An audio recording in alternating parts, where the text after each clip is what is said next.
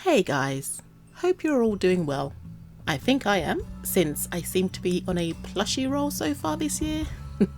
Maybe it's because of the cold weather and the yarn is just so soft and cozy I just feel more inclined to work with it. Perhaps. Either way, this week's project will be the plushie kind, a frog to be precise. Wanna know how I made him? Let's get started.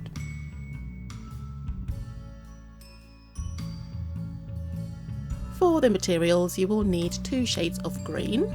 I've got this lighter green and a darker green, obviously, frog, but you can make your frog any colour you want.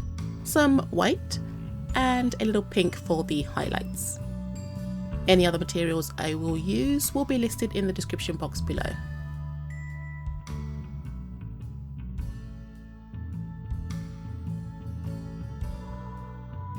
I started in my usual fashion, from the bottom up, which usually means starting with the leg.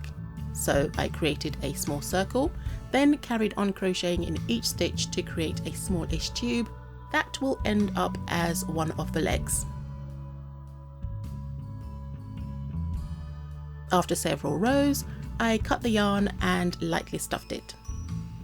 I made a second one of these and then put them to one side for now until I need them later. Repeating the exact same process but thinner, I next created the arms. For the purposes of speeding things along, I crocheted these off camera, but essentially they are just simply tubes. Nothing special, but it's how you put them together that counts. Okay, you know what? Looking at the finished legs, they are a bit basic. Well, that's what I thought. So I decided to add some toes. Isn't exactly the word I'm looking for, but you'll see what I mean. I first connected my yarn at the bottom end of the leg, then using some double and half double crochets across the bottom, I created a kind of webbed look to the feet.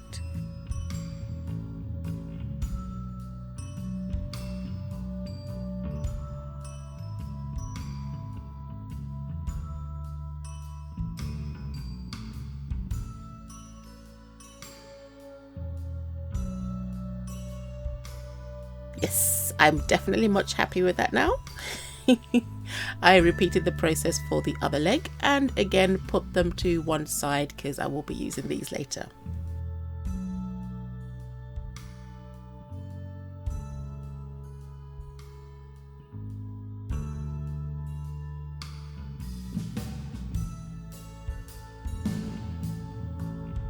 The body and head are pretty much 2 balls on top of each other, and so I started with the body first.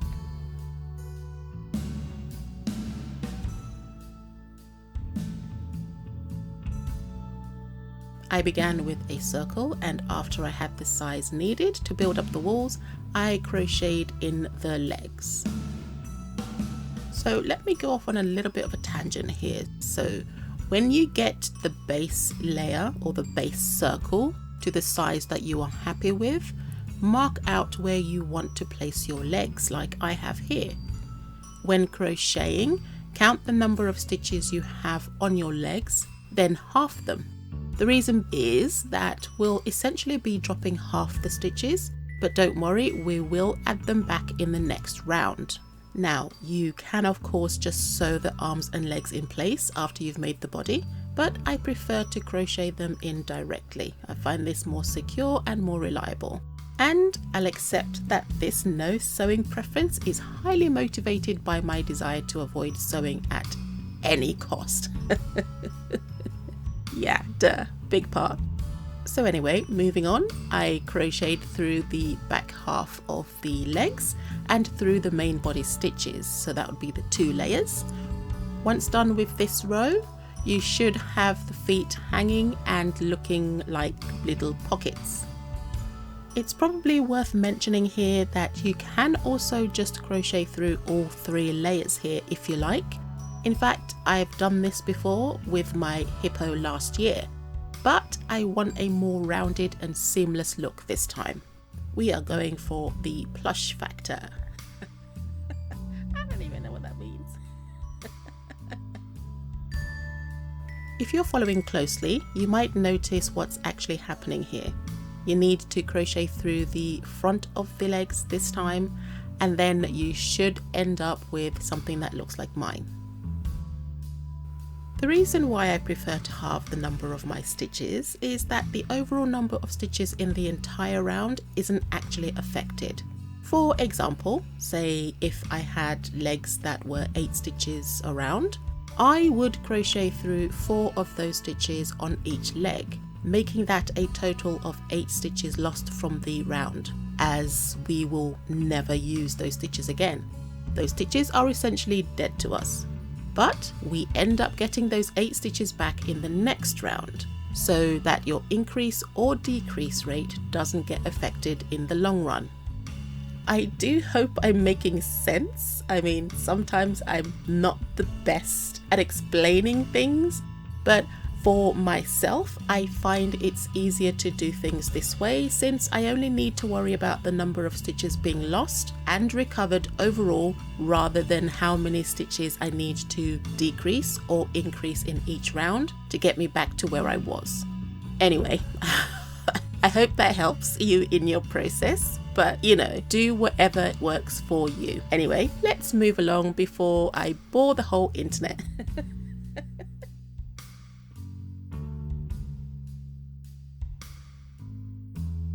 So anyway, I carried on crocheting and decreasing until I reached the point where I wanted to add in the arms. So for the arms, I did the exact same thing I did with the legs, only with fewer stitches.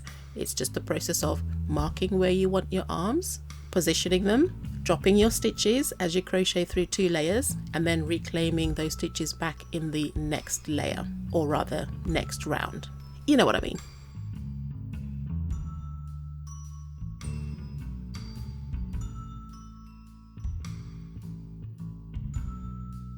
And once the arms were crocheted and in place, I just carried on up to finish the head.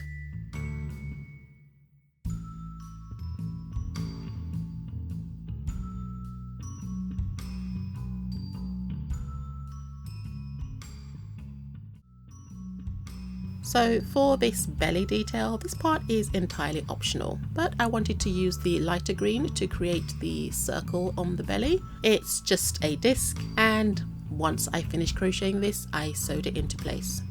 Very simple, adds a little character. There you go, make it any shape you want. With the head finished, I was able to move on to the eyes.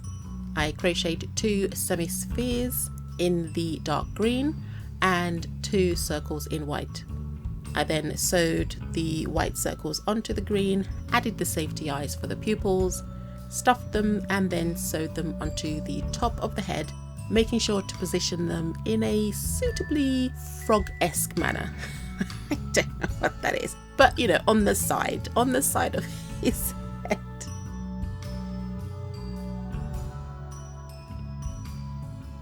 With the eyes firmly on the head, I moved on to the face details.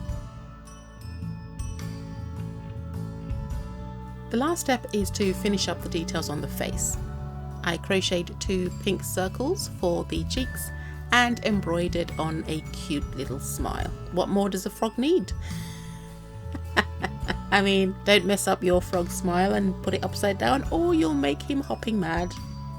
Oh god, that was such I blame my editor for that one. That wasn't me, by the way. That was my editor's joke. So guys, while you watch me finish up sewing on the face details and before the reveal, I'd just like to say thank you all for watching, and I hope you enjoyed it. If you'd like to see more, then please like, share, comment, and even consider subscribing. If you are feeling generous, then also please consider buying me a cup of coffee on Ko-fi. The link to my Ko-fi page will be included in the description box below, and any and all donations will be greatly appreciated. Also, don't forget to hit that bell button to be notified whenever I upload a new video. Anyway, let's hop on over to the beauty shots, and I'll see you in the next one. Bye! Okay, now that one I liked. Hop on over to the beauty shots.